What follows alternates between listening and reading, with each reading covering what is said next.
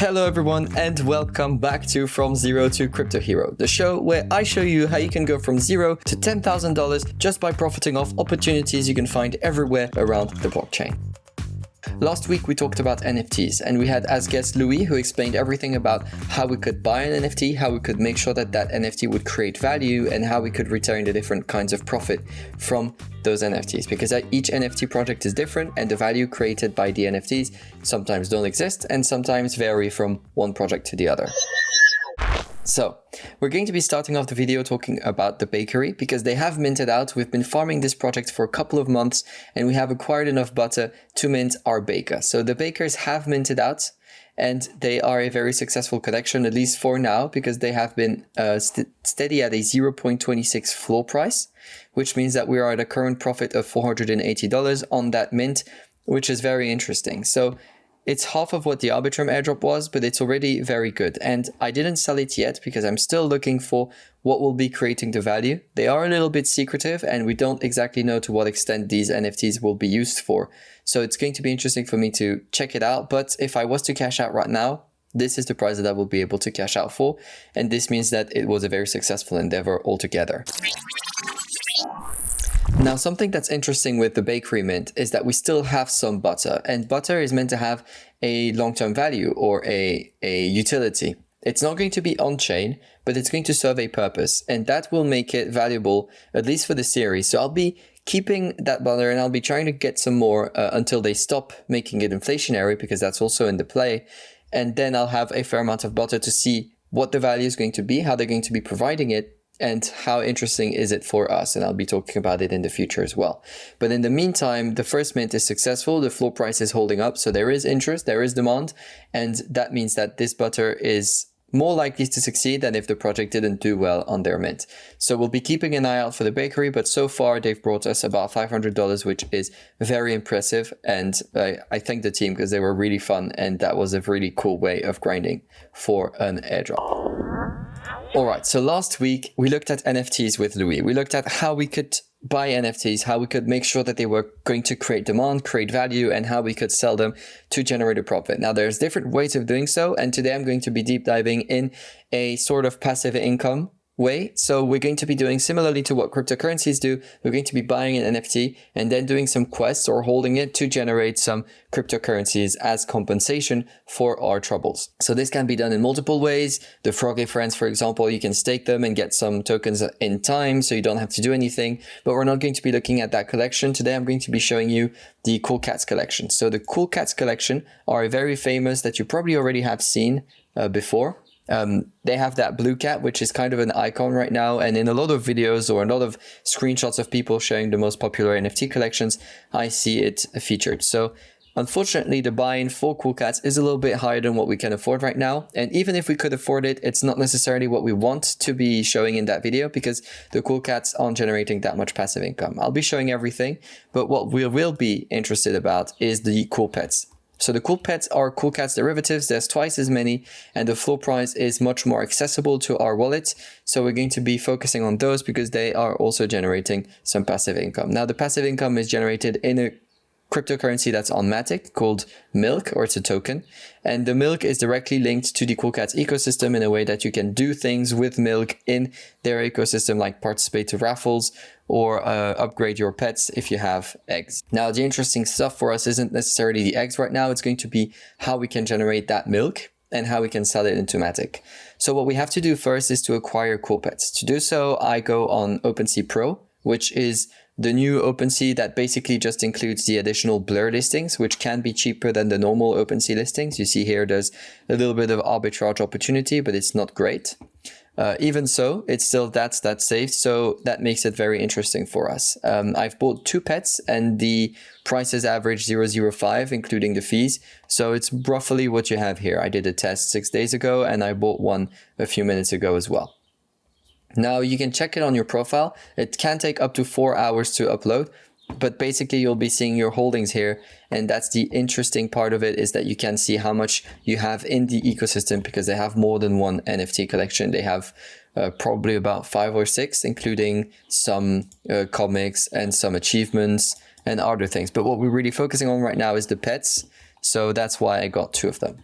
Once we do have the pets, what we want to do is go on this little section and connect to the Mu pad.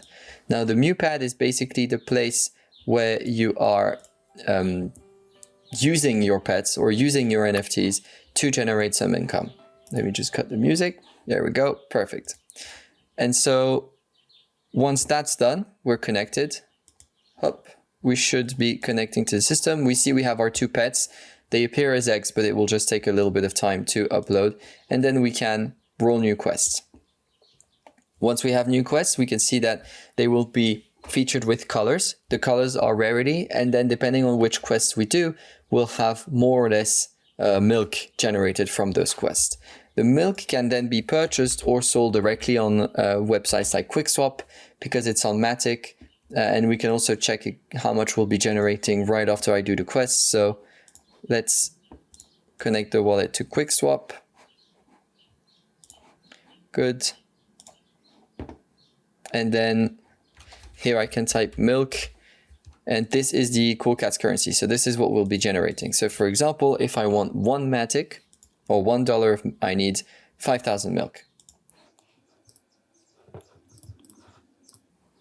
Maybe by refreshing the page. Cool. So here we can see that I have Sniff for Danger, which gives me 500 milk, and there's a grass bounty, which means if I have a green one, which is grass, I'll be getting extra milk. So I'll launch the quest. It's going to sniff for danger, roll for a couple of seconds. And once that's done, we received 580 milk in that case, which is about 12 cents. So it was 12 cents in a few seconds, and you can do this once a day with each pet.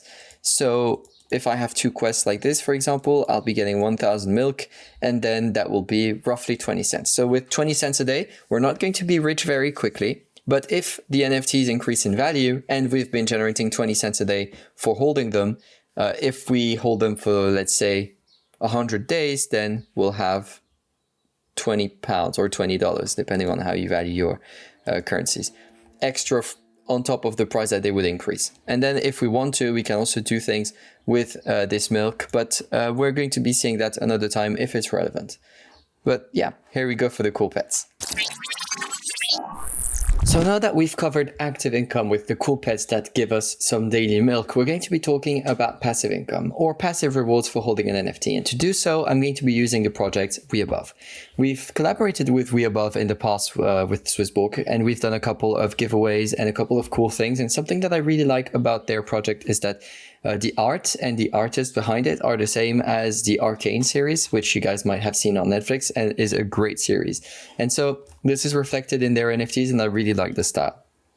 But on top of having a very cool style, they do have a loyalty program. So depending on how many of their NFTs you own and for how long you've been holding them, you'll be getting some points. And these points give you access to some cool rewards. These rewards are, for example, some more points or some t-shirts, NFTs, a Cometh common, or for example, $20 in CHSB, Cross the Ages chest gold.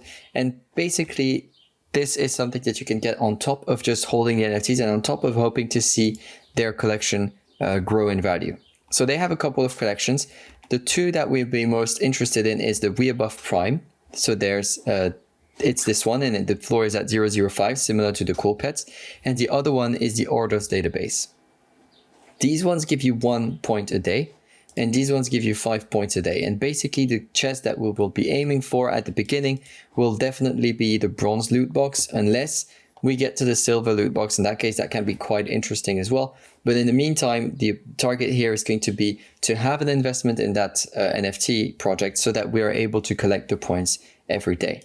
So here are the 2 options. Either I get one that's worth 0.005 and I get 5 points a day, or I get one that's worth 0.05, or one that gets 0.03, and then that one gives me 1 point a day. So for example, if I was to get 5 of these to get the same amount of points as the one from the main collection, I'd be paying 0.015, and it's pretty much a no-brainer, right? Because the points are the same and the price is so much cheaper.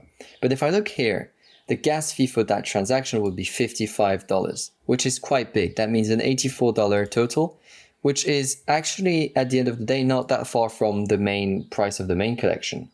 And if I was to get one more, then I would be pretty much at the exact same price as the main collection.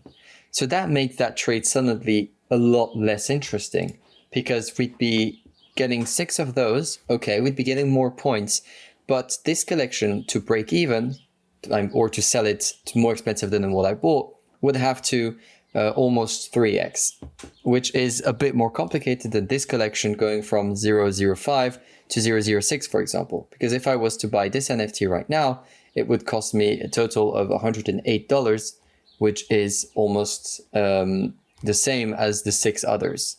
But the price difference here is in the fees, because here I would be paying, what was it? $10, $13 fees, whereas here I would have been paying, that warning is a bit annoying, $53 in fees. So here's the key difference, and it's going to depend on when you do the transaction and what your target is. But me, I'm going to be getting one of the main collection, because the main collection seems to have, to me at least, a easier growth opportunity, or at least less of a risk, just because it's easier for this to go and compensate for the gas fee rather than these ones individually, as they'd have to double in price. But then obviously, depending on the popularity of the project, this is the nicer entry, and it might all break even. At the end of the day, it's your choice. Just be aware of these different possibilities. Something that's quite interesting, if you want to buy it on OpenSea Pro, for example, you can type the orders database, and you'd have 4 different projects. Now, a trick to know that you're buying the right one, it's to go here on the Etherscan and copy the address at the top there. That address shows you the official link to the collection, and then by pasting it in the search bar, you'll only have the correct collection. Then you know that this collection is the right one. And this is quite important. You can find the links to the OpenSea pages on their Discord, and you can find the link to their Discord on their main page.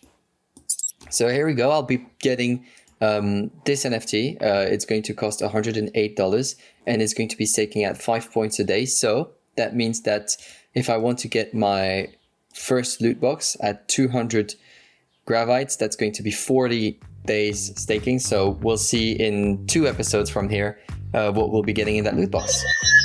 Here we have it. We got the WeAbove Prime Collection NFT. I got this one because of the gas fee. I didn't want to get the other ones. It has cost a total of $107. Right now, the floor is sitting at 0.05 ETH, which brings us an unrealized loss of $12. But fear not, even if it doesn't move that much, we will be getting a bronze box on June 5th, which is quite interesting to me, and we'll be opening it then, which means that also if this doesn't move and the price is the same and I'm able to sell it for exactly what it cost me to purchase it, I'll still be getting a bronze box for free. So that's the interesting thing here. And for the cool pets, I will be getting a roughly 10% APY if I do my quests every day and if I get the rare quests. Obviously, we got 2 green quests, but sometimes you may not get any, or you might get a yellow quest, which will give you 2,000 milk, which is a very interesting day.